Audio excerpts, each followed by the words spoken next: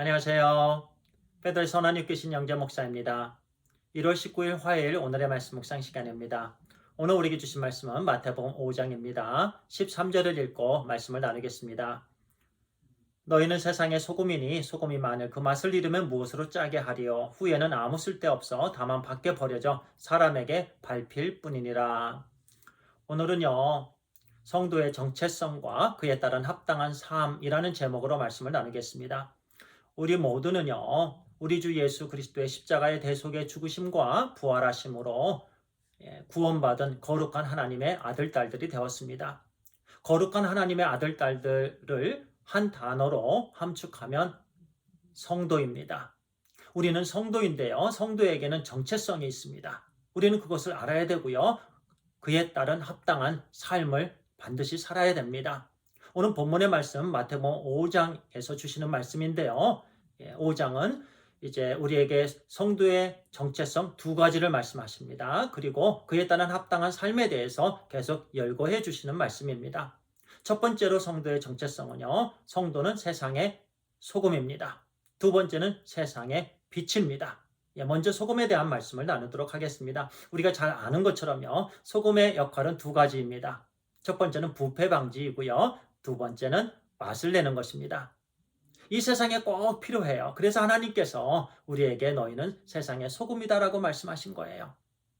이 땅에서의 우리의 삶은요. 부패를 방지하는 삶과 그리고 맛을 내는 삶을 살아야 된다는 거지요. 그런데요. 소금이 그 역할을 감당하기 위해서 중요한 게 있는데요. 녹아져야 됩니다.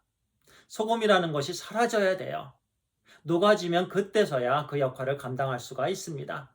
음식에요, 소금이 뿌려진 것을 처음에 이렇게 알갱이들이 보이는데요.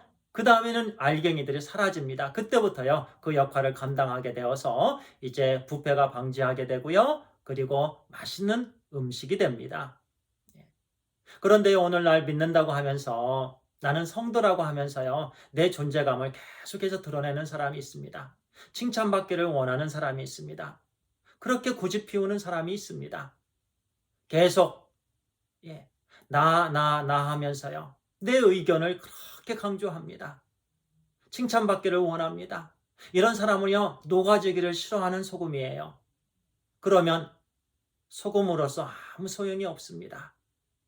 우리는 비록 녹아지고 사라질 때 그때 옆에 있는 사람이 살아나게 되는 것입니다. 우리 주님께서 그러한 삶을 사셨지요.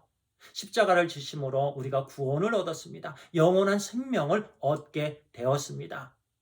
우리도 이제 그와 같은 삶을 정말 비록 내 자신의 존재는 사라질더라도 그 순간 이 세상의 부패가 방지되고 그리고 옆에 있는 사람이 기쁨을 얻게 되길, 소망을 갖게 되길, 영생을 얻게 되길 간절히 소원합니다. 두 번째는요, 빛입니다. 너희는 세상의 빛이다.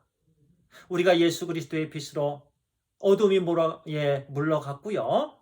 우리가 하나님의 자녀가 되었습니다. 그런데 우리를 향해서 주님께서 말씀하십니다. 너희는 세상의 빛이다. 우리 주님의 빛은 영원한데요. 우리는 이 땅에 있는 동안 빛을 비치는 한계가 있는 빛인데요. 초를 생각하면 좋겠습니다. 초는 자기가 타면서요. 빛은 밝히고 자기의 또 존재도 사라집니다. 결국 초는 다 타게 되어 있어요. 그런데 그때까지 최선을 다해서 비추는 삶, 그런 삶을 우리가 살아야 되는 줄 믿습니다. 소금과 빛의 공통점은 희생입니다.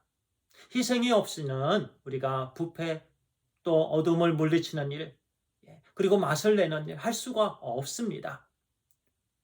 우리 하나님께서 기뻐하시는 삶, 바로 희생의 삶입니다. 그래서요, 소금과 그 빛의 합당한 삶들은요, 계속해서 여러 구절로 말씀해 주시는데요. 첫 번째는 22절에 있어서요, 형제를 사랑하는 거예요. 나가라 하지 말라, 형제를 욕하거나 무시하지 말라는 거예요. 온전히 우리 하나님께서 사랑하시는, 하나님께서 만드신 귀한 인격체로 대해야 된다는 말씀입니다. 형제님으로, 자매님으로. 왜냐하면 그 다음에요, 28절에서 나는 너희에게 이르노니 음욕을 품지 말라. 음욕을 품고 여자를 보지 말라. 음욕을 품고 남자를 보지 말라. 그렇게 말씀하고 있잖아요. 이것이 바로 소금의 삶, 빛의 삶입니다.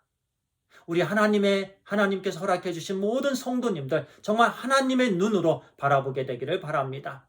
그리고 원수를 사랑하기까지 사랑하는 삶, 맹세할 필요도 없는 삶이 바로 정말 소금의 삶이고 또 빛의 삶이다라는 그런 말씀을 우리에게 계속 주십니다. 그리고 마지막 구절만 제가 말씀을 드리고 마치겠습니다.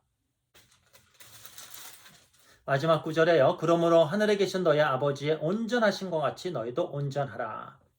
하나님께서 온전하시기 때문에 너희도 온전하라 이렇게 말씀하십니다. 바로 성도의 정체성입니다. 그리고 그에 합당한 삶입니다. 그 삶이 바로 온전한 삶입니다. 기도하겠습니다. 하나님 아버지 감사합니다.